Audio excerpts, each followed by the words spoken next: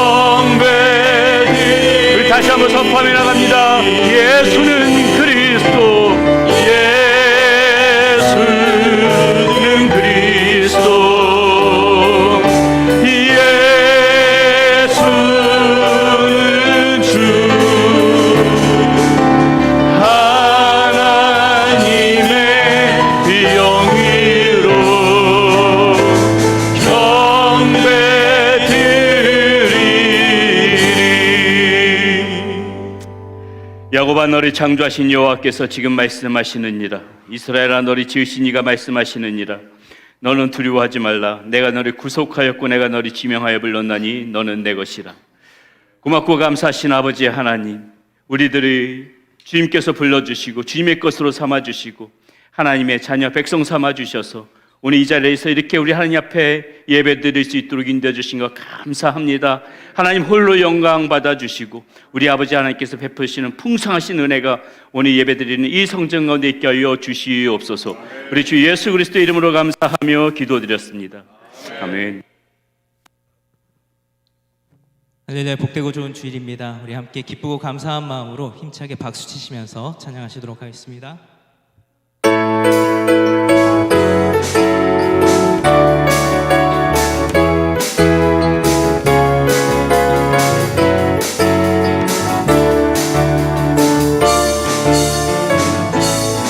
나의 가장 낮은 마음, 나의 가장 낮은 마음, 주님께서 기뻐하시고 작은 일에 큰 기쁨을 느끼게 하시는도다. 내가 지쳐 무력할 때 주님 내게 힘이 되시고 아름다운 하늘나라 내 맘에 주시는도다. 우리에게 축복하신 하나님 사랑, 낮은 자를 높여주시고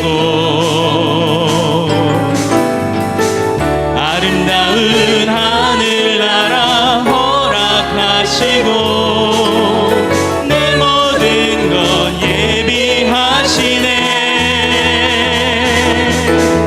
찬양함의 기쁨을 감사함의 평안을 간구함의 하나님 알도록 하셨네. 찬양함의 기쁨을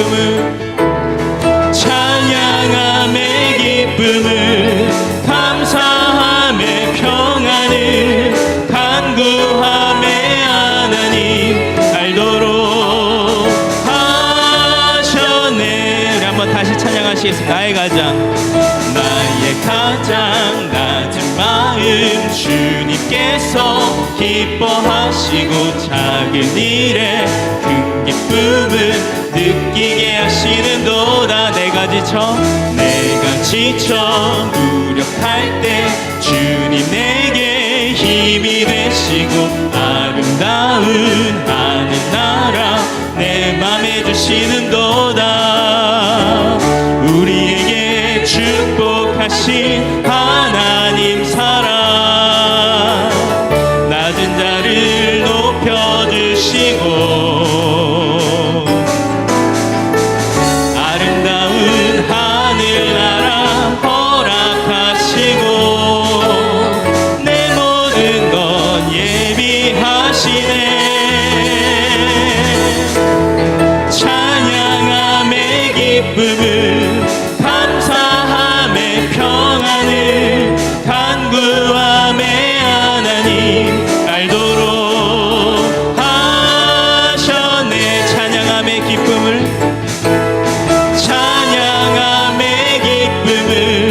감사함의 평안을 간구함의 하나님 알도록 하셨네. 찬양함의 기쁨을 감사함의 평안을 간구함의 하나님 알도록 하셨네. 알도록 하셨네.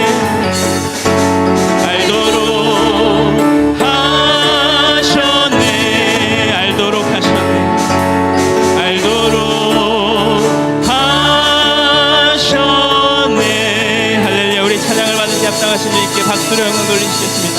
네. 주는 나의 힘이요 주는 나의 힘이요 주는 나의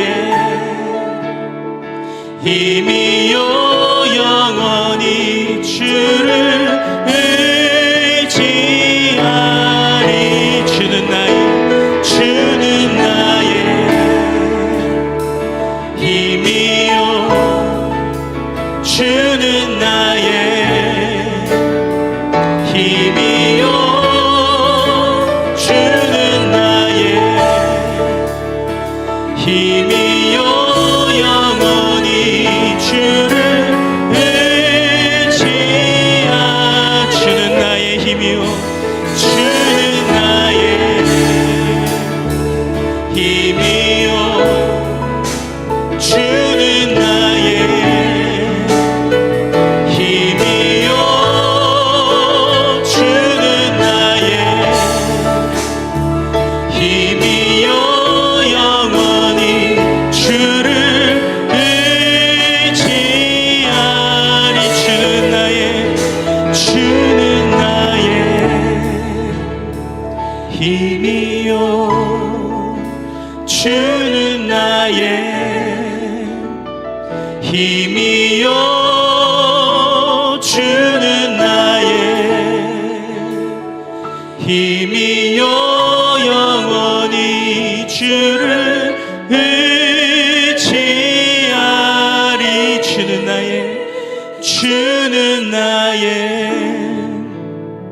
힘이요 주는 나의 힘이요 주는 나의 힘이요 영원히 주를 의지하리 영원히.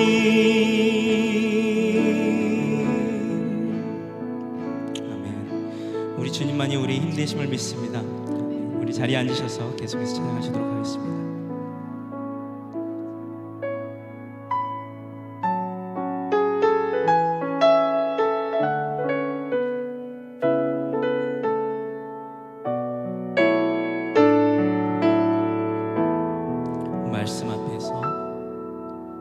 말씀 앞에서 경외함으로 주께 홀로 섭니다.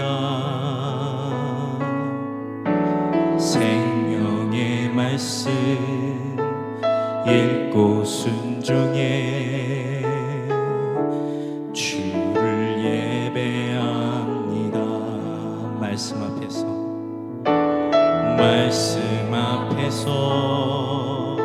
경외함으로 주께 홀로 섭니다. 생명의 말씀 읽고 순종해 주를 예배합니다. 기록된 말씀 힘이 있어서 진리로 우리 거룩해 하며 거룩한 말씀 세세 영원히 복음이 되어 말씀하시네. 하나님 말씀에 두려워 떠는 자, 그 말씀에 생명을 거는 자, 한 사람 찾으시는 주님의 약속을 믿어. 하나님 말씀에 운명을 거는 자, 순종하며 주 따라가는 자, 영원한 하나님 나라 이뤄갈 주의 교회여 일어나라.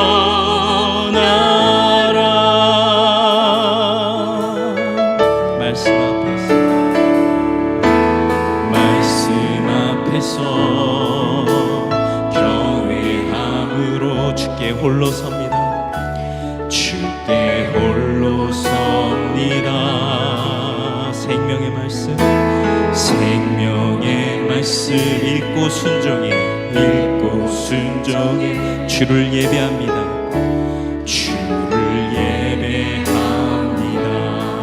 말씀 앞에서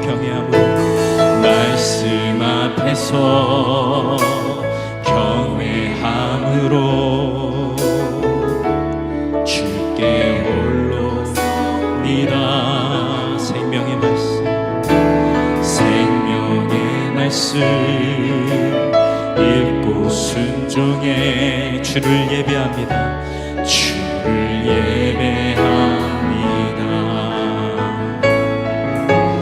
기록된 말씀 힘이 있어서 진리로 우리 거룩해 하며 거룩한 말씀 세세 영원히 복음이 되어 말씀하시네. 하나님 말씀에 두려워 떠는 자, 그 말씀에 생명을 거는 자, 한 사람 찾으시는 주님의 약속을 믿어. 하나님 말씀에 오늘 거는 자, 순종하며 주 따라가는 자, 영원한 하나님 나라 이뤄갈 주의 교회여 일어나라. 주 말씀은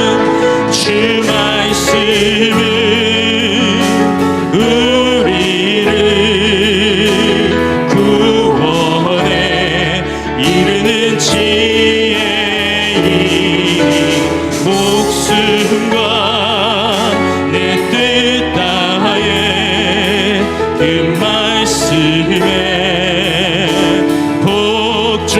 복종하라.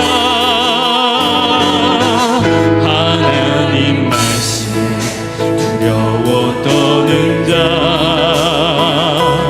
그 말씀에 생명을 거는 자, 한 사람 찾으시는 주님의 약속을 믿어. 하나님 말씀에 명을 거는 자,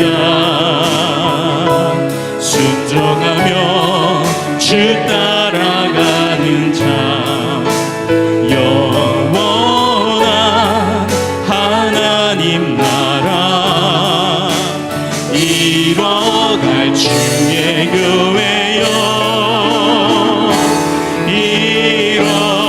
일어나라 일어나라 일어나라 일어나라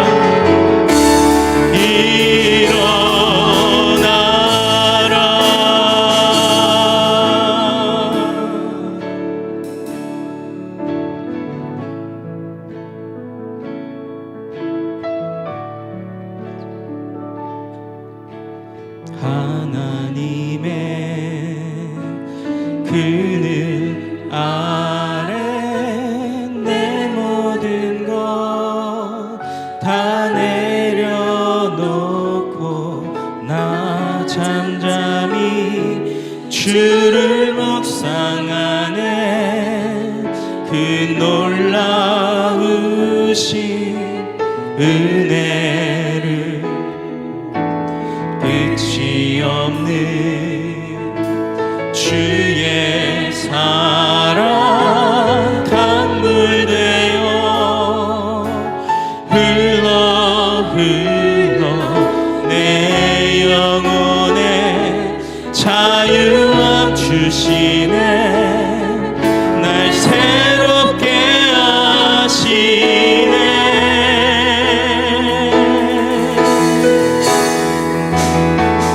하나님 사랑 그 사랑 날 자유케 하네. 하나님 사랑 그 사랑 날 회복케 하네. 하나님의 그늘 하나님의 그늘 아래 내 모든 것 다 내려놓고 나 잠잠히 주를 묵상하네. 그 놀라우신 은혜를 끝이 없는 주의 사랑 강물 되어 흘러 내 영혼에 자유함 주시네. 날 새롭게 하시네.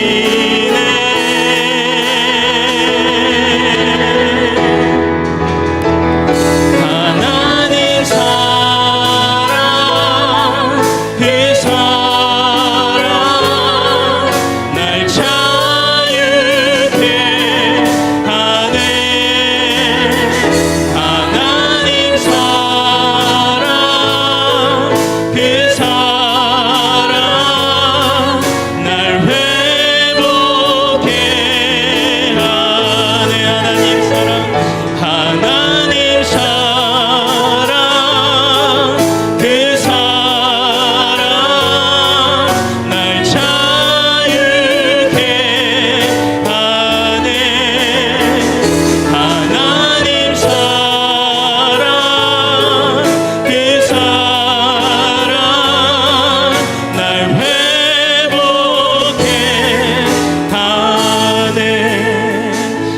하나님 사랑 그 사랑 날 자유케 하네 하나님 사랑 그 사랑 날 회복해 하네. 우리 잠시 시간 오늘 우리의 드릴 예배를 위해서 또 귀한 말씀 주신 우리 목사님을 위해서 함께 중보하며 기도하시도록 하겠습니다. 함께 기도하시겠습니다. 아버지 하나님 주님의 은혜 사랑을 참으로 감사드립니다. 아버지 하나님 모든 것 먼저 주님 앞에 나와서 예배드립니다. 아버지 하나님 주님 기쁘시게 하나님 기쁘시게 하나님 축복하여 주시옵소서.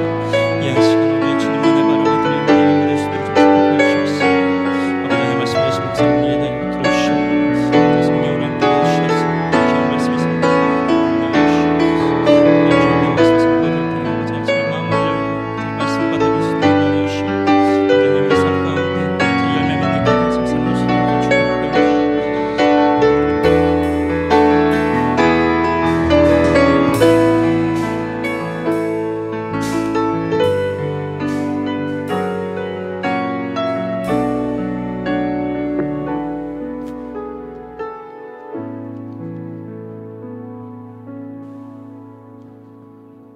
하나님의 은총입니다. 모든 것이 하나님의 은총입니다. 아침 일찍 눈을 뜨게 하시고 건강하게 호흡케 하시니 이 또한 하나님의 은총입니다.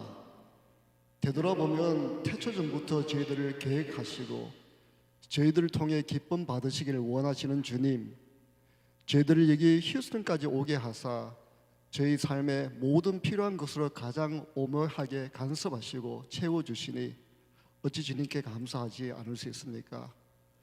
요셉이 힘들고 지쳐 있을 때 그가 항상 주님과 함께 계셔 그의 삶이 형통하였다 하심을 저희들이 압니다.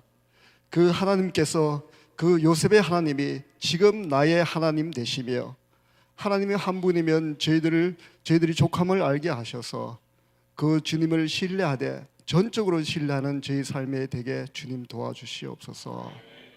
복된 날 허락하사 주의 백성들을 이 전에 불러 모여 예배케 하시니 이 시간 눈 감고 기도드리는 저희 심령 가운데 이 성전 한가운데 하나님의 영이 충만케 하사 목사님 입술을 빌어 저희들에게 들려주시는 이 말씀을 감동케 하시고 성전 문지방 밑에서부터 흘러 시작된 물이 만물을 적시고 풍성케 하신 것처럼 주님의 은총이 이 예배를 통하여 저희와 저희 자녀들과 저희 이웃들 그리고 온 세계 만민들을 적실 수 있도록 저희 예배를 받으시고 축복하여 주시옵소서.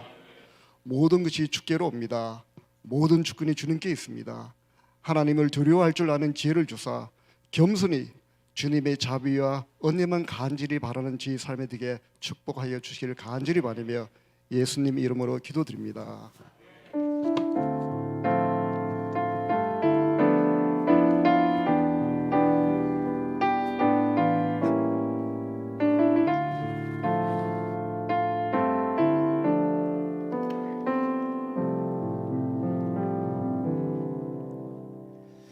할렐루야.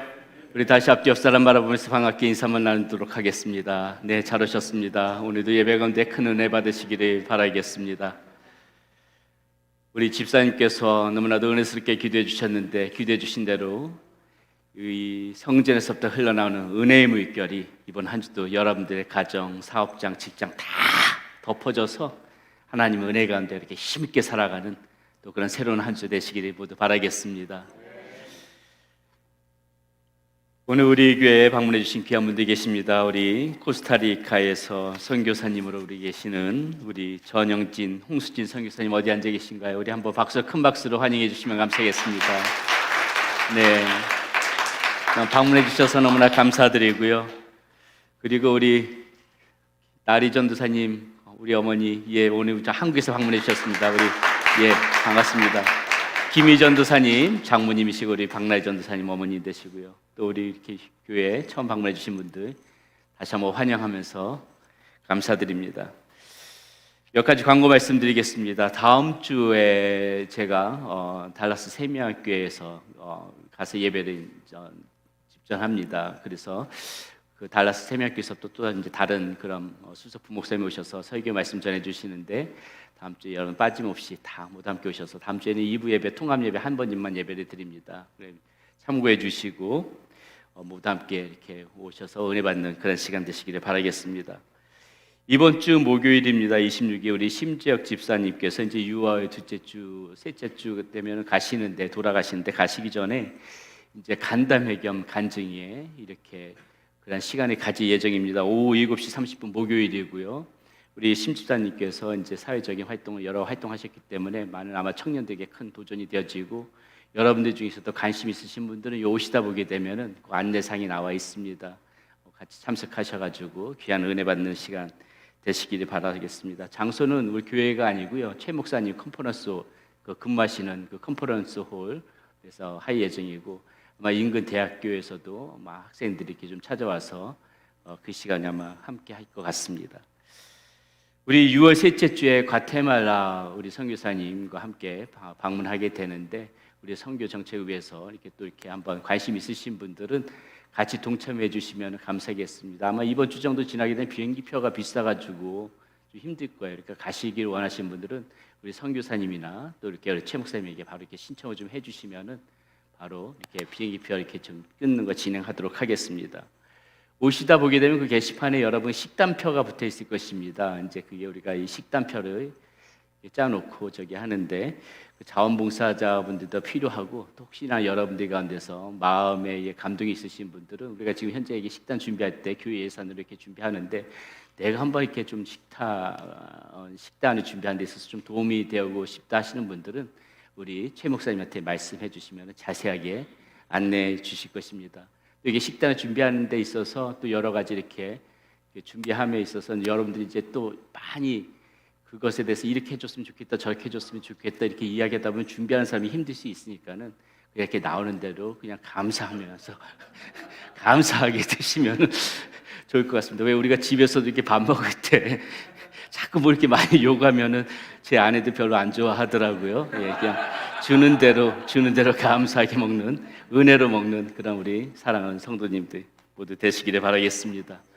오늘 우리에게 주시는 하나님 말씀 함께 보도록 하겠습니다. 우리에게 주시는 하나님의 말씀은 마가복음 12장 13절에서부터 17절까지 말씀 함께 봅니다. 마가복음 12장 13절에서부터 17절까지 말씀 우리 모두 함께 자리에 일어나셔서 저와 여러분들이 한 절씩 교독하면서 말씀 같이 보도록 하겠습니다. 그들이 예수의 말씀을 책잡으려 하여 바리새인과 헤롯 땅 중에서 사람을 보내매 그래서 이를 때 선생님이여 우리가 아노니 당신은 참되시고 아무도 꺼린 일이 없으시니 이는 사람의 외모로 보지 않고 오직 진리로서 하나님의 도를 가르치심이니이다. 가이사에게 세금을 바치는 것이 옳으니까 옳지 아니하시니까 우리가 바치리까 말리까 한데 예수께서 그 외식함을 아시고 이르시되 어찌하여 나를 시험하느냐 데나리온 하나를 가져다가 내게 보이라 하시니 가져왔거늘 예수께서 이르시되 이 글이 누구의 것이냐 이르되 가이사의 것입니다. 함께 읽습니다. 이 예수께서 이르시되 가이사의 것은 가이사에게 하나님의 것은 하나님께 바치라 하시니 그들이 예수께 대하여 매우 놀랍게 여기더라. 아멘. 예, 자리에 앉으시겠습니다. 기도합니다. 하나님 감사합니다. 오늘도 우리가 말씀을 받습니다. 이 말씀을 통하여서 우리를 다시 한번 다듬는 시간이 되어지게 하여 주시고 주님을 닮아가는 그런 시간 되어지게 하여 주시옵소서. 하나님 앞에 예물을 올려드립니다. 이 예물이 쓰여지는 곳마다 수많은 영혼들이 살리는 데 쓰임받는 예물이 되어지게 하여 주시고 하나님의 몸된 교회가 든든히 서가는 데 쓰임받는 예물이 되어질 수 있도록 인도하여 주시옵소서. 우리 사랑하는 성도님들 형편 때문에 어려운 가정 한 가정도 없도록 늘 하나님의 손길 가운데 은혜 가운데 살아가는 복된 가정들이 될 수 있도록 하나님 인도하여 주시옵소서. 우리 주 예수 그리스도 이름으로 감사하며 기도드렸습니다. 아멘. 여러분 혹시 꿩 잡아보신 분 계십니까? 꿩 한 분 안 계실 줄 알았는데 손에 몇 분 드시네요. 네, 깜짝 놀랐어요. 이게 제 예상과 다른 답변이라서. 꿩 잡는 법 아십니까? 꿩 잡는 법. 네, 예, 대단하십니다. 네. 어떻게 잡으셨는지 모르지만은 제가 이제 본 방법을 좀 말씀드리겠습니다. 이 총으로 사냥하는 법보다 훨씬 효과적인 방법이 있더라고요. 제가 어렸을 적에 이 소고기, 돼지고기보다 이런 거는 잘 먹기가 힘들었지만은 그래도 가끔씩 먹을 수 있었던 것이 바로 이 꽁고기였습니다. 제가 한동안 어렸을 적에 몇 년 동안 그 외갓집에 할머니 손에서 이렇게 키워졌는데 그 외삼촌을 따라다니면서 그 시골에서 외삼촌을 따라다니면서 이렇게 꽁을 같이 이렇게 잡아왔던 그런 경험이 있습니다. 사냥총을 사용하지 않고 어떻게 꽁을 잡는 거야? 가만히 보니까는 삼촌이 하시는 일이 있더라고요. 노란 메주콩에다가 바늘 같은 그런 송곳으로 이렇게 가운데다 구멍을 뚫습니다. 그리고 그 구멍을 뚫은 다음에 거기다가 하얀 가루를 채우더라고요. 어렸을 적엔 그 하얀 가루가 무엇인지 몰랐습니다. 나중에 커서 이제 그것이 청산가리라는 것을 알았고요. 예, 그 안에다 하얀 가루를 채운 다음에 그 다음에 촛농 같은 걸로 해서 이제 그 구멍을 메꿉니다. 그 다음에 어떻게 하느냐? 이 시골에 가면 이제 그 어르신들은 알아요. 꽁이 다니는 길이 있어요. 이렇게 산 중턱에 보게 되면 이렇게 사람들이 이렇게 뭐 조금 이렇게 다니다 농사 짓고 뭐 밥 메고 그러다 보면 이렇게 길들이 좀 이렇게 났는데 이렇게 길들이 난 곳에 이제 꽁들이 다니는 겁니다. 그게 꽁들이 다니는 길이라고 하는데 거기다 그냥 뿌려주기만 하면 되는 거예요. 아침 일찍 이렇게 뿌려주면은 이제 저녁 늦지막히쯤 가서 보게 되면 운 좋으면 한두 마리는 그 콩을 먹고 죽어 있는 것입니다. 그래서 그냥 수거해 오기만 하면 돼요. 가져와가지고 이제 내장 같은 거 다 빼고 그렇게 해가지고 이제 고기를 먹는 것이죠. 자, 이런 또 경험이 있고요. 또 제가 어렸을 적에 시골에서 자라다 보니까는 참새도 이렇게 좀 잡아보려고 했던 경험이 있습니다. 참새는 어떻게 잡는가? 뒷마당에다가 이제 커다란 이렇게 망태 같은 것들을 이제 넘어지지 않게 잘 이렇게 세워놓은 다음에요. 거기다가 이제 끈을 매달고 저는 이제 끈을 길게 들여뜨려서 반대쪽 끈을 잡고 보이지 않게 기둥지 같은 데 이렇게 숨어 있는 거죠. 그다음에 그 망태 주변에다가 이제 쌀알을 이렇게 좀 뿌려 놓습니다. 그리고 망태 안에다가도 쌀알을 뿌려 놓고요. 그럼 참새들이 이제 그 주변에서 그 쌀을 주워 먹으면서 이제 정신없이 그 망태 안까지 들어오는 거예요. 그러면 저는 탁 그 주위만 잡아당기면은 이제 망태가 이렇게 탁 덮어져서 참새를 잡는 것이죠. 잡았을까요? 한 번도 잡아본 적이 없습니다. 왜 시도를 해봤지만은 그렇게 시도를 해봤지만 다시 패했습니다. 이 참새가 얼마나 영리한지요. 조금만 인기척이만 나도 후다닥 도망가 버리는 겁니다. 죄송합니다. 아침에 뭐 이런 표현 쓰기는 좀 뭐하지만은 누가 새대가리라고 했습니까? 새가 얼마나 똑똑한지 모릅니다. 아주 똑똑해요. 예, 그랬던 경험도 있고요. 낚시해 보신 분들은 또 아실 겁니다. 이 낚시에도요. 보통 보게 되면 그 낚시 바늘에다가 이제 미끼를 달지 않습니까?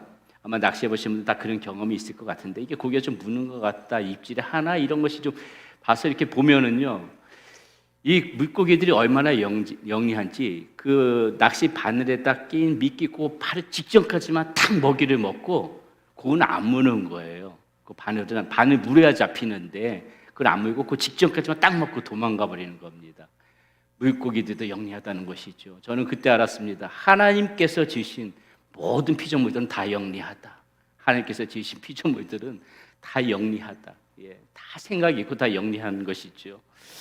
자, 지금까지 제가 여러 동물들 잡는 법에 대하여서 말씀을 드렸는데 여러분 공통점이 무엇인 것 같습니까? 이 동물들 잡는 법에 있어서 공통점 다 무엇을 판다? 함정을 판다는 것이죠. 함정을 파는 것입니다. 짐승들을 유인하기 위하여 잡는 덫, 이것을 보고 우리는 함정이라고 말합니다. 그런데 이 함정들이 짐승 잡는 데만 쓰여지는 것이 아니죠. 사람들을 잡는 데도 함정이 쓰여집니다. 사람들을 잡는 데도. 함정이란 단어를 국어사전에서 찾아보니까 이렇게 정의되어져 있어요. 이렇게 짐승을 잡는 덫이라는 표현도 물론 있지만은 이 사람을 일컬어서 쓰는 표현 중에 이렇게 나와 있습니다. 빠져나올 수 없는 상황이나 남을 해치기 위한 계략의 비유적으로 이르는 말이다. 이렇게 사전에 정의되어져 있더라고요. 누군가를 공경에 빠뜨리기 위하여 계략을 짠 것이 그것이 함정이라는 것입니다. 자, 왜 제가 이 함정을 말씀을 드리는가? 오늘 본문 말씀에 보니까는 바리새인과 그리고 헤롯 땅의 그 사람들이 그 예수님이 찾아와서 예수님의 함정에 빠뜨려 이렇게 공경에 처하게끔 만들려고 하는 장면이 오늘 말씀 가운데 나옵니다. 13절 말씀은 이렇게 시작하지요. 그들이 예수의 말씀을 책잡으려 하여 바리새인과 헤롯 땅 중에서 사람을 보내매. 자, 이렇게 다 있습니다. 여기서 책 잡으려 한다, 이 단어가 아그라라는 단어인데 이 단어의 의미를 보면은 사냥을 하다 이런 뜻을 가지고 있습니다. 그러면 이 말씀을 직접적인 의미로 풀어보면 어떻습니까? 이들은 어떻게 하고 있다는 거예요? 예수님을 사냥하려고 했다, 이렇게 우리가 이 말씀을 볼 수가 있다는 것이죠. 예수님을 사냥하려는 목적으로 지금 이들이 함정을 파는데 그 함정이 어떤 함정이라고 되어 있습니까? 가이사에게 세금을 바치는 문제, 이것을 가지고 지금 함정을 파고 있다는 것이죠. 이들은 지금 예수님께 로마 황제인 가이사에게 세금을 바치는 것이 옳은 일인지 옳지 않은 일인지를 두고 질문을 합니다. 자, 이것이 왜 함정일까요? 이것이 왜 함정일까? 그 로마 사람들은요, 이 유대 사람들에게, 이 당시 이 유대 사람들은 유대는 그 로마의 식민지 아니었습니까? 이 유대 사람들에게 주민세란 명목으로 세금을 걷기 시작합니다. 이에 이 유대인들은 굉장히 반발을 하게 되죠. 역사에 보니까는 갈릴리에 사는 유다라는 사람은 예수님께서 태어나신 지 6년 뒤에 어떤 일이 벌였냐면 민중들을 이렇게 동원해가지고 충동해서 폭력으로 로마에 그렇게 항거했던 일들이 그런 기록에도 나와 있습니다. 이 유다의 저항 운동은 나중에 어떻게 되어지냐면은 여러분들이 잘 알고 있는 그런 열심당이라고 그 유대에서 반 로마 항거 운동을 하는 그런 단체가 있었는데 거기에 뿌리가 되어지는 것입니다. 여러분들도 아마 잘 아실 거라고 생각합니다. 예수님의 제자 중에서도 이 시몬이라는 제자가 바로 이 열심당의 당원인 것으로 알려져 있죠. 자, 그러므로 이 로마에게 세금을 바쳐야 하느냐, 바치지 말아야 하느냐, 이것은 이 시대에 있어서 굉장히 아주 민감한 그런 문제였다는 것이죠. 바리새인과 헤롯 당 사람들은 바로 이 민감한 문제를 가지고 예수님을 올가매려고 이렇게 함정에 빠뜨려서 시험하고 있다는 것입니다. 만약 예수님께서 세금을 바치라고 하게 되면은 그러면은 그동안 예수님을 따르던 수많은 이 유대 사람들이 예수님에게 등을 돌릴 것입니다. 그러면은 그 자연스럽게 예수님의 영향력이 약해지겠지요. 이들은 아마 그것을 유도했을 것입니다. 그렇다고 해서 이 세금을 바치지 말라 이렇게 하게 되면은 예수님은 이 당시 이 로마 정부에 그렇게 반역하는 그러한 사람의 모습이 되어지는 것이고요. 이 사람들 아마 이것을 비밀로 해가지고 로마 정부에 반대하는 그러한 사람이라고 이렇게 로마 정부에 고발을 하든지 해서 아마 이 로마 정부에 의해서 예수님을 처단하려는 그러한 명분도 쌓을 수 있었을 것입니다. 자, 이런 함정을 예수님께서 이제 바로 간파하셨지요. 그래서 어찌하여 나를 시험하려고 하느냐 하시면서 예수님께서 하신 말씀이 무엇이냐면은 데나리온 하나를 가져오라고 합니다. 이 데나리온은 그 당시 이제 유대 하루 이 땅에 해당하죠. 자, 그리고 그 데나리온에 대하여서 가져오라고 하면서 여기에 누구의 형상과 글이 적혀져 있느냐고 질문합니다. 그 내용을 16절 17절에서 다시 한번 보겠습니다. 가져왔거늘 예수께서 이르시되 이 형상과 이 글이 누구의 것이냐 이르되 가이사의 것이니이다. 이에 예수께서 이르시되 가이사의 것은 가이사에게 하나님의 것은 하나님께 바치라 하시니 그들이 예수께 대하여 매우 놀랍게 여기더라. 이렇게 쓰여져 있습니다.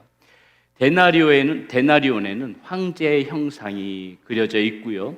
그리고 거기에 글귀가 쓰여져 있는데 신이신 아우구스투스의 아들이라는 그러한 글이 새겨져 있습니다. 자, 여러분 그 지역에서 화폐가 쓰여진다는 것은 무엇을 의미합니까? 그 지역에서 화폐가 사용된다는 것은 그 화폐를 발행하는 그런 권력의 지배 아래에 있다는 것을 의미합니다. 그러므로 가이사의 것은 가이사에게 바치라 이렇게 하신 것은 무엇이냐면은 그냥 그 가이사에게 세금을 바치는 것을 예수님께서 인정한다는 의미죠. 아마도 이 사람들은 이 바리새인과 헤롯 당 사람들은 예수님께서 가이사의 것은 가이사에게 바치라 이렇게 말했을 적에 굉장히 호재를 불렀을 것입니다. 아, 이제 드디어 우리가 걸어놓은 함정에 걸리겠구나. 분명히 이렇게 생각했겠지요. 그런데 예수님의 대답은 이것으로 끝나지 않습니다. 예수님의 대답은 이것으로 끝나지 않고요. 바로 이어서 뭐라고 말씀하시냐면은 하나님의 것은 하나님께 바쳐라. 이렇게 이야기함으로써 그들이 비판할 그러한 여지를 없애버립니다. 아마도 성경을 잘 알고 있던 이들은 그 예수님께서 하신 말씀에 그 의미를 잘 알았을 것입니다. 데나리온에는 이 데나리온, 너희들이 가져온 이 데나리온에는 황제의 형상이 있지만 사람들에게는 하나님의 형상이 있다. 사람들에게는 하나님의 형상이 있다. 그러므로 돈은 황제의 것일지는 모르지만은 황제를 포함한 모든 사람은 하나님의 것이므로 하나님께 바쳐져야 한다.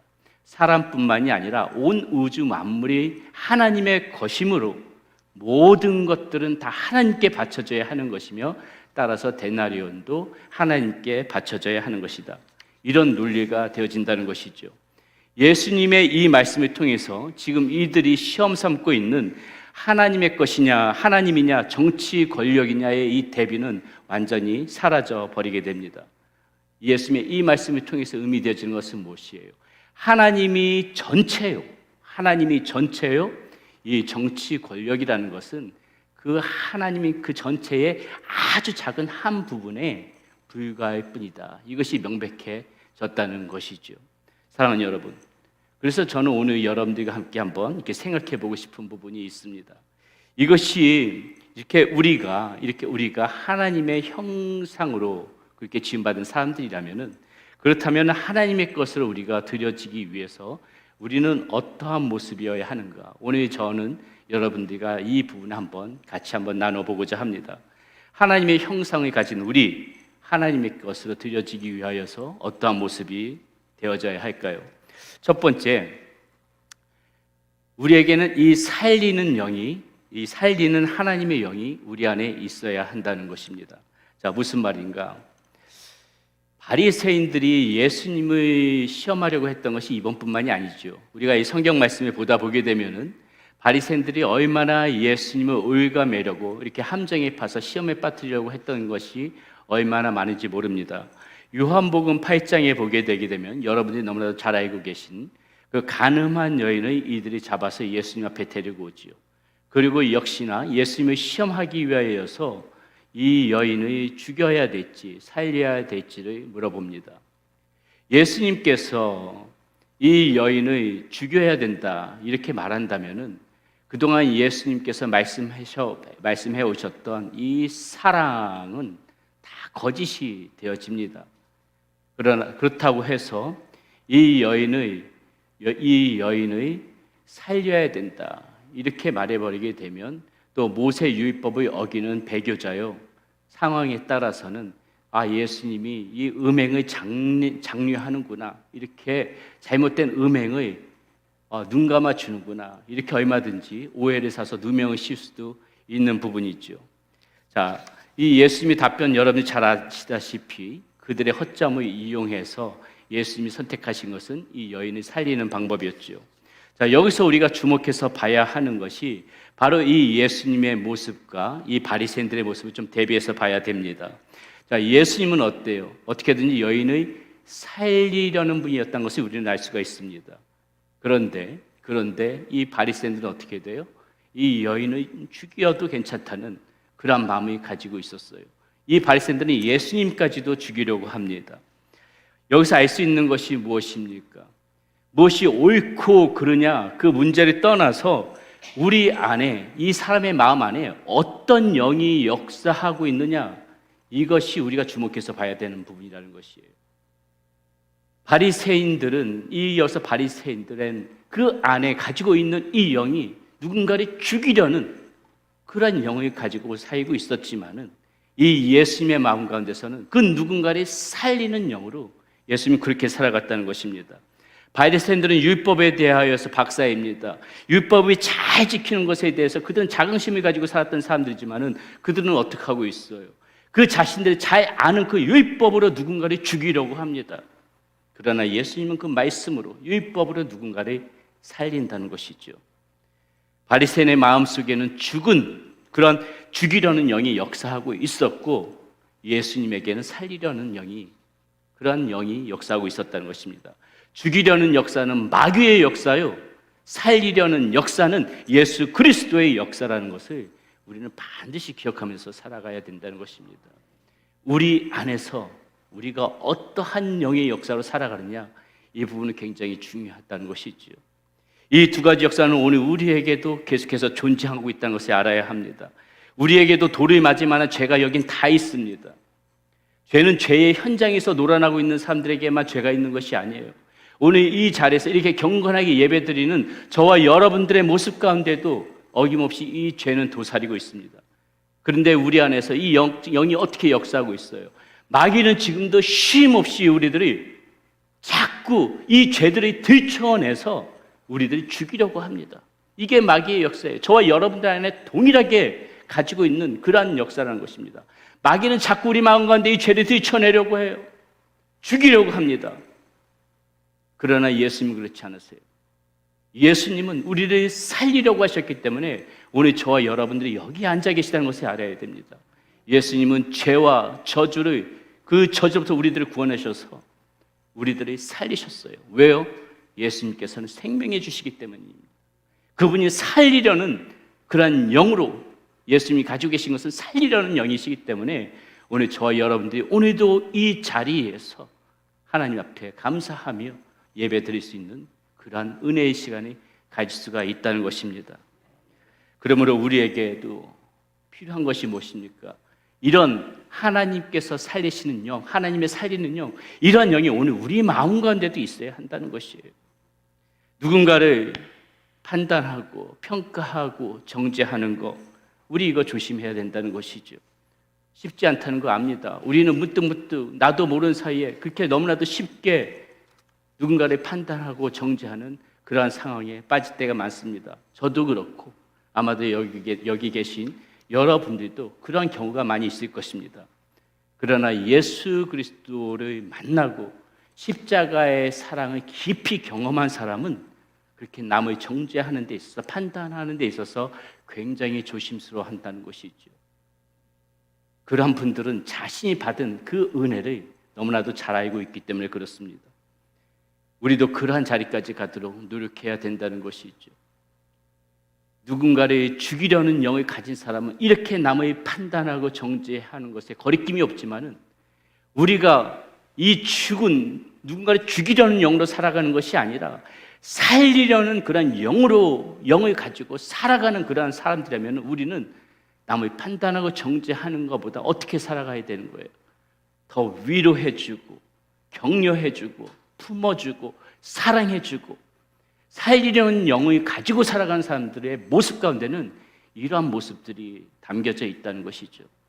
그러므로 저는 여러분들이 누군가를 죽이는 영으로 살아가는 그런 사람들이 아니라 이 세상 속에서 살아가면서 누군가를 살리는 영으로 그렇게 살아가는 그런 여러분들이 되시기를 진심으로 축원드립니다. 수묵화가 문순 집사님이란 분이 계시는데, 그분이 그리신 그림 중에 예수 그리스도 예수 그리고 우리들의 죄라는 작품이 있습니다. 자, 그 그림에는 눈을 가리신 그러한 예수님의 모습이 나옵니다. 자, 문순 집사님이 저렇게 눈을 가리신 예수님의 그 모습을 그린 다음에 저 그림을 그리신 그 소회, 그 느낌을 글로 적은 그러한 글이 있습니다. 제가 한번 그분이 무슨 말을 적으셨는지 한번 읽어드리겠습니다. 나는 울었다. 또 울고 울었다. 왜 그리 울었을까? 나는 내 손으로 예수님의 눈을 다듬며 눈물을 닦았다. 주님의 눈을 가리며 참 많이 울었다. 이 세상을 살면서 주님을 믿으며 흔들리지 않는 강함을 가지지 못하고 때로는 주님의 낯을 피해 도망하고 싶은 나의 속내를 주님께 드러내면서 난 울었다. 어쩌면 주님도 나를 향해 당신의 낯을 외면해주고 싶은 순간을 느껴보면서 난 그렇게 울었다. 울면서도 그치지 않고 나는 주님의 낯을 가렸다. 주님은 나의 마음을 아시리라 분명 믿기에. 가슴이 답답한 가운데서도 난 주님의 얼굴을 가렸다. 숨쉬기 힘들었던 순간이었지만 이 거친 세상에 주님의 눈을 가린 예수님의 모습을 내놓기가 너무 아프고 쓰렸지만 두려웠지만 난 가렸다. 그러나 얼마나 큰 은혜가 나에게 머물던지 모른다. 가려도 가려지지 않는 주님의 얼굴은 나를 향해 미소 짓고 계셨다. 이렇게 저 그림을 그리고 이런 소회의 글을 남겼습니다. 자, 이 그림이 주님의 마음 아니겠습니까?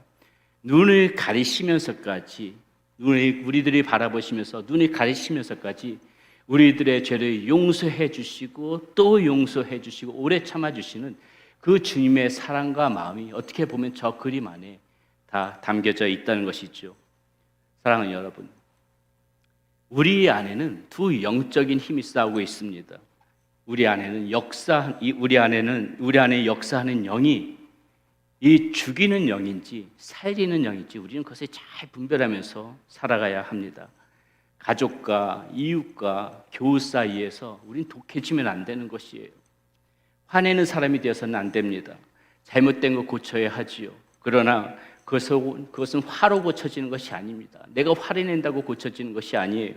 오히려 영적으로 휘둘리고 그리고 마귀에게 사로잡히는 그것이 오히려 훨씬 더 많다는 것을 아마 저도 경험해 봤을 것이고 여러분들도 다 경험해 보셨으리라고 생각합니다. 야고보서 1장 20절 21절에는 이렇게 기록되어져 있습니다. 내 사랑하는 형제들아 너희가 알지니 사람마다 듣기는 속히 하고 말하기는 더디하며 성내기도 더디하라. 사람이 성내는 것이 하나님의 의를 이루지 못함이라. 이렇게 기록되어져 있죠. 누군가를 죽이는 영으로 사는 사람들이 아니라 이렇게 예수님처럼 누군가를 살리는 영으로 살아가는 그런 여러분들이 되시기를 진심으로 축원드립니다. 두 번째, 하나님의 것으로 드려지기 위해서 아는 것과 믿는 것이 균형을 이루어야 한다는 것이죠. 아는 것과 믿는 것. 오늘 본문에 보면은 바리새인과 헤롯당 사람들이 예수님을 시험하기 전에 하는 말이 있습니다. 14절입니다. 와서 이르되 선생님이 우리가 아노니 당신은 참되시고 아무도 꺼리는 일이 없으시니 이는 사람을 외모로 보지 않고 오직 진리로서 하나님의 도를 가르치심이니이다. 가이사에게 세금을 바치는 것이 옳으니까 옳지 아니하니까. 여기서 이들은 자신이 알고 있는 지금 두 가지를 말합니다. 뭘 말하고 있어요? 하나는 당신은 지금 참됩니다 이렇게 이야기하고 있습니다. 참되다는 말은 당신이 하는 일은 거짓이 없고 옳다라는 것을 의미합니다. 또 하나 이들이 이야기하고 있는 것은 무엇입니까? 당신을 보니 당신은 어떤 사람들의 눈치도 보지 않고 거리낌이 없는 분입니다. 그 이유를 이 사람들은 지금 자신들의 입으로 그 이유를 설명하고 있는데 이렇게 설명합니다. 당신을 보니 당신은 사람을 외모로 보지 않고 오직 진리로 하나님의 도를 가르치기 때문에 당신은 이렇게 아무런 거리낌도 없는 것 같습니다. 지금 이 바리새인들이 예수님한테 찾아와서 이렇게 말하고 있다는 것이죠. 지금 이들은 예수님을 안다고 말하고 있습니다. 지금 이들이 말하고 있는 것이 진심은 아닐 것이에요. 이들이 말하고 있는 것이 진심은 아니지만은 우리가 분명히 이 사람들에 대해서 알고 있는 바가 있습니다. 무엇입니까? 이 사람들은 누구보다도 율법에 대해서 하나님의 말씀에 대해서 잘 알고 있는 사람들이라는 것이죠. 이런 이들에게 가장 큰 문제가 무엇이에요? 자신들이 알고 있는 것, 너무나도 잘 알고 있는데 그것을 믿지 않는다는 것이 문제입니다. 이들은 율법을 잘 알고 있었기 때문에 말씀을 잘 알고 있었기 때문에 옛날에 그 선지자들이 예언자들이 예수님에 대해서 이 메시아에 대해서 구원자에 대해서 어떻게 구약에서 설명하고 있는지를 너무나도 다 잘 알고 있었을 것입니다. 알고 있지만은 믿지를 않았기 때문에 이들은 평생 동안 살아가면서 예수님과 대척하면서 그렇게 살아갈 수밖에 없었다는 것이죠. 그러므로 여러분, 우리가 이 모습을 보면서 우리가 생각해야 될 것이 무엇입니까? 아는 것과 믿는 것이 균형을 이루어야 된다는 것이에요. 아는 것도 중요합니다. 아는 것도 중요하지만 믿는 것도 중요하다는 것이에요. 어느 것 하나가 편중되어져서는 안 된다는 것입니다. 어떤 분들은 이렇게 얘기해요. 무조건 믿어야지 무슨 말이냐? 여러분, 이렇게 이야기할 때 그것이 믿음이 좋은 것 같지만은 가만히 생각해 보면 꼭 그렇지만은 않아요. 무조건 믿는다니요. 알고 믿어야죠. 알고 믿어야 되는 것입니다. 알고 믿지 않고 무작정 믿으니까 이단에도 빠지고 잘못된 그러한 신앙의 길로도 빠진다는 것이죠. 어떤 분들은 이 성경적인 지식이 굉장히 탁월하고 해박합니다. 성경을 많이 암송하기도 하고 그냥 이 말씀만 하시면 성경에 그런 여러 구절의 말씀들이 주주주주 나옵니다. 이분들이 이렇게 말씀을 암송하고 성경 말씀을 그렇게 읊기까지 얼마나 많은 노력을 했고 얼마나 많이 그 말씀을 받겠습니까? 그 모습이 굉장히 귀하지요. 그러나 어떻습니까? 그 아는 말씀과는 별개로 이 믿음의 결실들이 많이 맺지 못하고 그렇게 살아가는 분들이 있다는 것이죠. 말씀은 많이 알고는 있지만은 하나님을 아는 것에, 하나님을 믿는 것에 있어서는 그 믿음이 더딘 분들이 꽤나 많이 있다는 것입니다.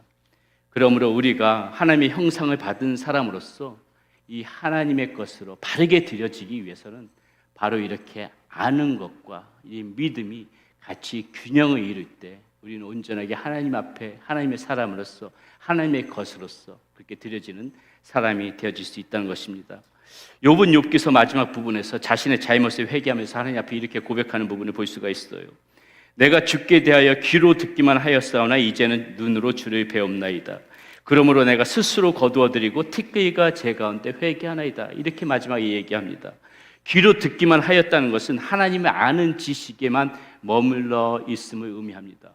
눈으로까지 주를 봤다. 물론 하나님을 더 풍성하게 깊게 알았다.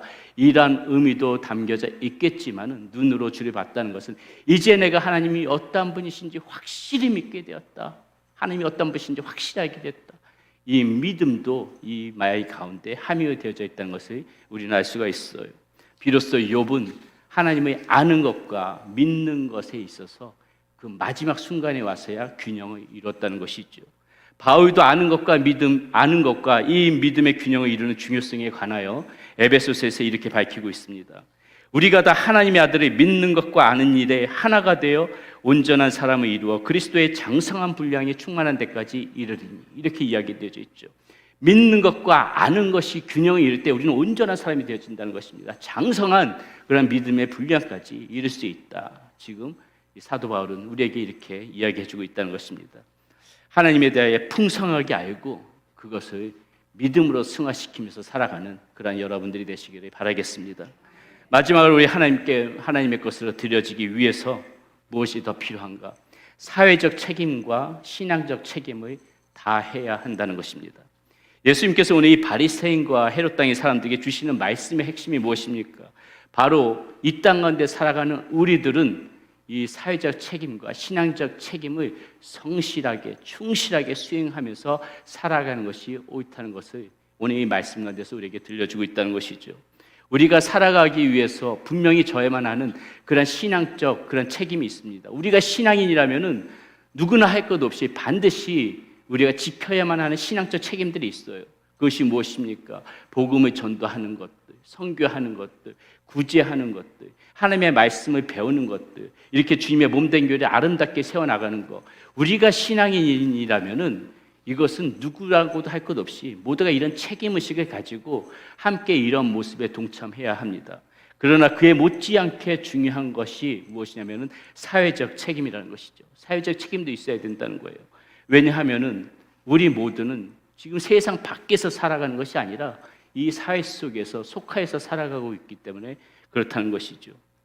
오늘 본문에서 예수님이 가이사의 것은 가이사에게, 하나님 것은 하나님에게 바치라 이렇게 말씀하신 것은 뭐 여러 가지 의미도 담고 있겠지만은 또 다른 의미는 이렇게 신앙적 책임과 사회적 책임을 성실히 수행하면서 살아가라 이렇게 이런 뜻으로 말씀을 받아도 괜찮을 것 같습니다.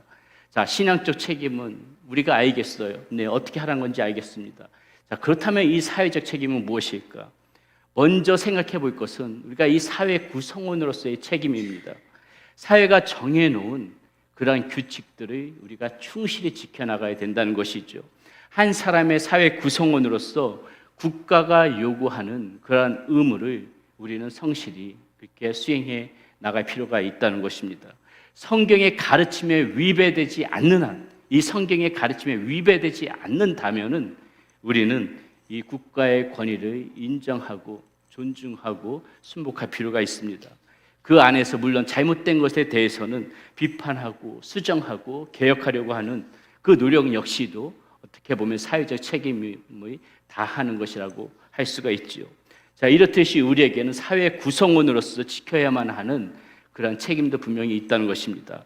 자, 그러나 이것만이 가지고 우리가 사회적 책임을 다했다 이렇게는 말할 수 없어요. 왜요? 이것은 세상 사람들도 다 지켜나가는 것이기 때문에 우리 신앙인들이 가져야 하는 사회적 책임은 훨씬 더 그 이상이어야 한다는 것입니다. 당연히 지켜야만 하는 것을 당연히 지켜야 하는 것을 지키는 그 이상을 넘어서서 신앙인으로서만 가져야 하는 이러한 사회적 책임이 있다는 것이죠. 자, 그것이 무엇이겠습니까? 우리가 하나님의 백성으로서 이 사회에 어떻게 선한 영향력을 끼치면서 살아갈까? 우리 그것을 고민해 보는 것에서부터 이 사회적 책임이 시작되어지는 것이에요. 우리 신앙이 있는 세상 사람들과 똑같은 그런 것들만 지켰다고 해서 사회적 책임 다 했다 이렇게 말할 수 없다는 것입니다. 하나님의 나라, 하나님의 백성으로서 어떻게 살아가는 것이 바른 모습인지를 이 세상 가운데서 보여주는 필요, 그것이 우리 신앙인들이 가져야 하는 그런 사회적 책임이라는 것이죠.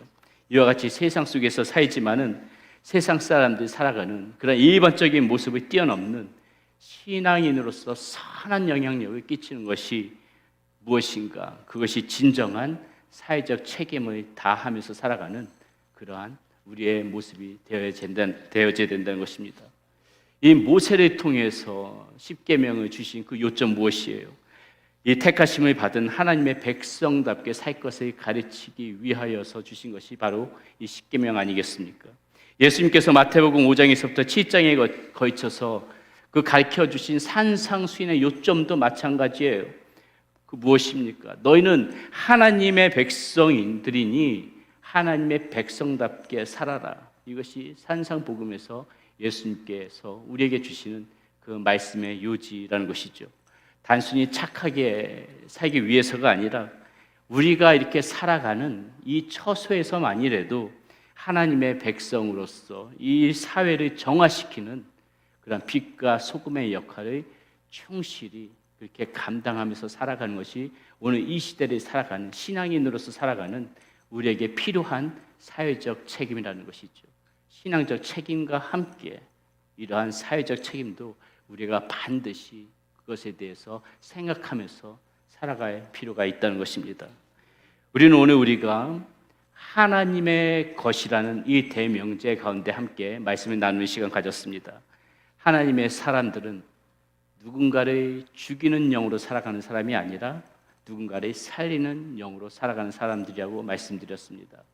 하나님의 것, 하나님의 백성들은 하나님의 아는 것과 믿는 것에 대해서 어느 한 곳에 편중을 두지 않고 균형을 이루면서 그렇게 살아가야 된다고 말씀드렸습니다. 하나님의 것으로서 이 하나님의 백성들은 이 땅 가운데 살아가면서 우리 주님이 오시는 그날까지 우리에게는 신앙적 책임과 이 세상 가운데서 이 악한 세상 속에서 죄 많은 세상 속에서 빛과 소금의 역할로 선한 영향력을 끼치면서 살아가야 하는 그런 사회적 책임도 같이 겸비해서 가지고 살아가는 그러한 사람들이 되어져야 한다고 말씀드렸습니다.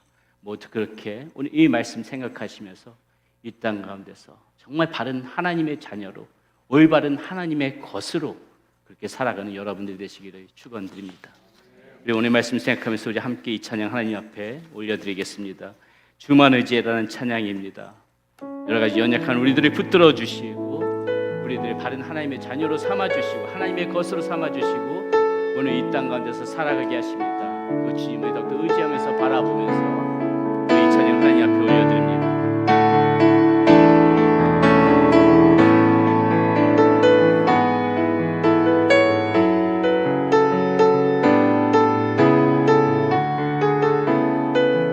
의지했던 모든 것 변해가고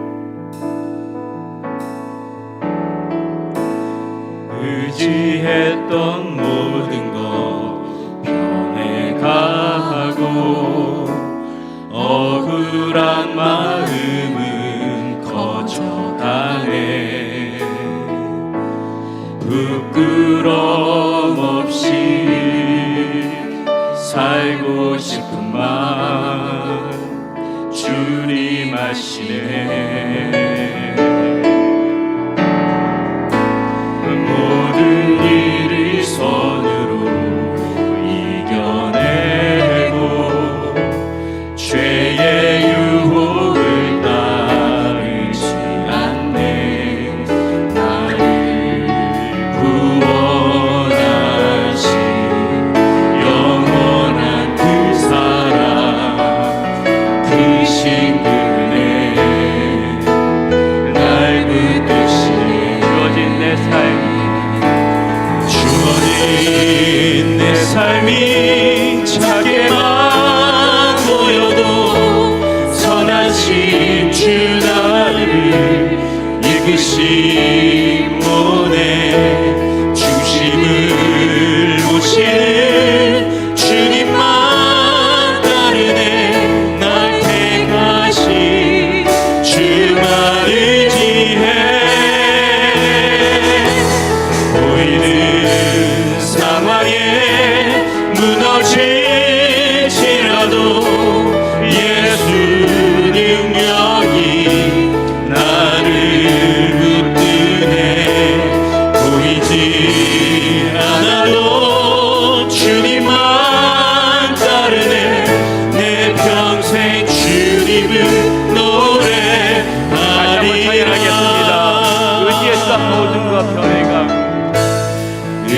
의지했던 모든 것 변해가고 억울한 마음은 커져가네.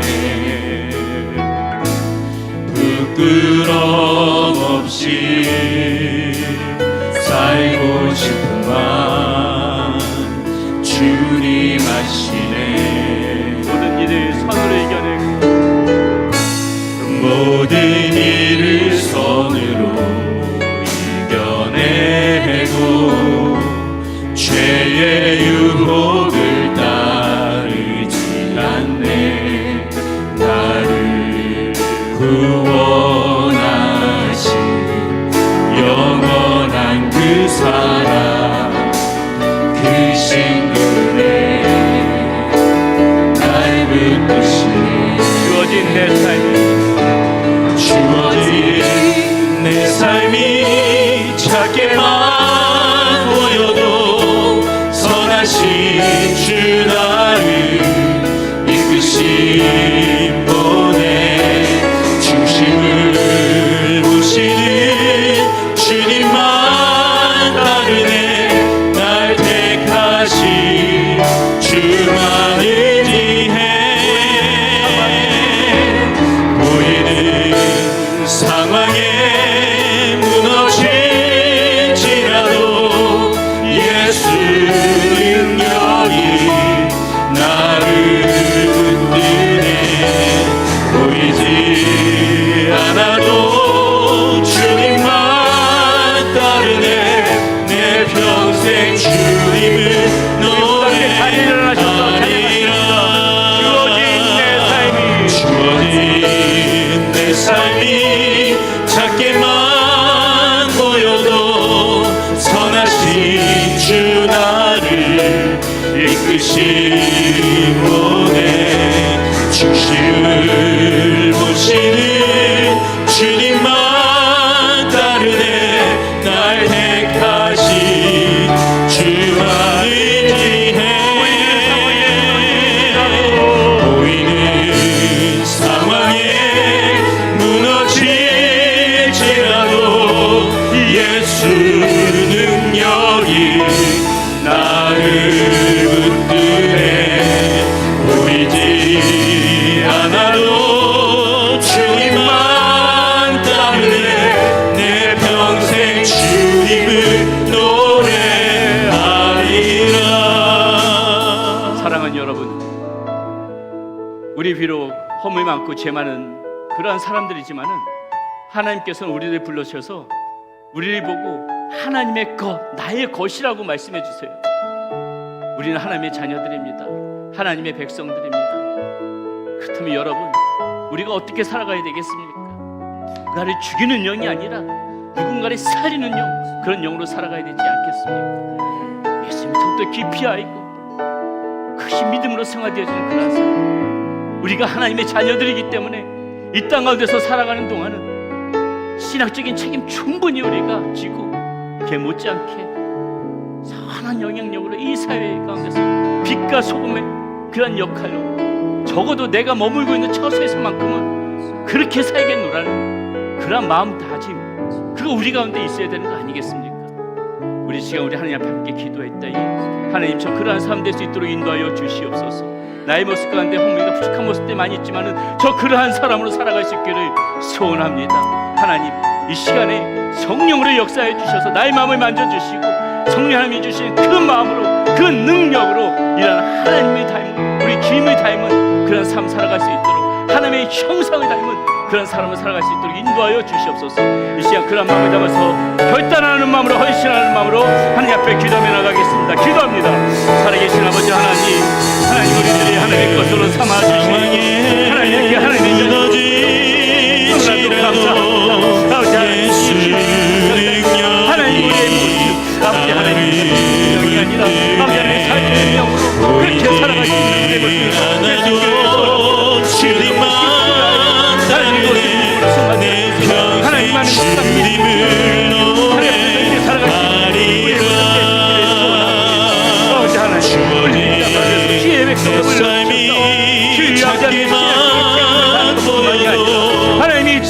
하나님 약한 세상 속에서 우리를 부르신 그 하나님의 목적에 맞게 하나님 우리가 또 소명의 역할을 감당하며 살기 책임을 지면서 살아갈 수 있도록 하나님 영향력을 끼치는 하나님의 목적을 찾을 수 있도록 하나님 시간을 부어주시고 인도하여 주셔서 아버지 살아계신 하나님의 영으로 하나님 우리의 심령을 높여주셔서 살아계신 하나님의 영으로 인도하여 기름 부어주셔서 우리가 하나님의 영으로 충만한 가운데 우리 하나님의 능력 붙잡고 살아가는 하나님의 능력을 변화되어주시고 하나님 그 앞에 보여주시고 하나님 오늘 이 시간 역사하여 주시옵소서. 한 시간도 세상 앞에서 우리의 전에서 살아가며 그렇게 주님 바라보며 주님의 닮은 하나님의 사랑으로 바르게 살아가시기 위해서 아버지 하나님 이 시간에도 우리 하나님께서 허락하신 하나님의 영으로 하나님의 우리 작게만 하나님의 영으로 마음의 누리며 하나님의 영으로 살아가는 우리의 모습을 수 있도록 하나님 들어주시고 인도하여 주옵소서. 능력의 손으로 붙잡아주시옵소서. 원능의 손으로 붙잡아주시옵소서. 주님만 따르네 날 택하신 주만이지. 살아계신 아버지 하나님 감사합니다. 우리들을 주님의 것으로 삼아주시고 하나님의 백성 되어지게 하여 주셔서 이렇게 이 세상 가운데 살아가면서 주님의 말씀 듣고 주님을 닮아갈 수 있도록 인도해 주신 것 감사합니다. 오늘 말씀 마음판에 잘 새겨서 하나님의 바른 자녀, 하나님의 것으로 그렇게 바르게 살아갈 수 있는 우리의 모습 될 수 있도록 인도하여 주시옵소서. 이제는 우리 주 예수 그리스도의 은혜와 우리 하나님의 크신 사랑과 성령님의 위로하심과 충만하심과 역사하심이 이제 하나님의 것으로서 하나님의 백성답게 잘 살아갈 수 있기를 소망하는 우리 사랑하는 성도님들의 머리 위에와 그 가정 가운데 우리들의 자녀 가운데 그리고 모든 선교사님들 가운데 함께하여 주시기를 우리 주 예수 그리스도의 이름을 받들어 간절히 축원하옵나이다. 아멘.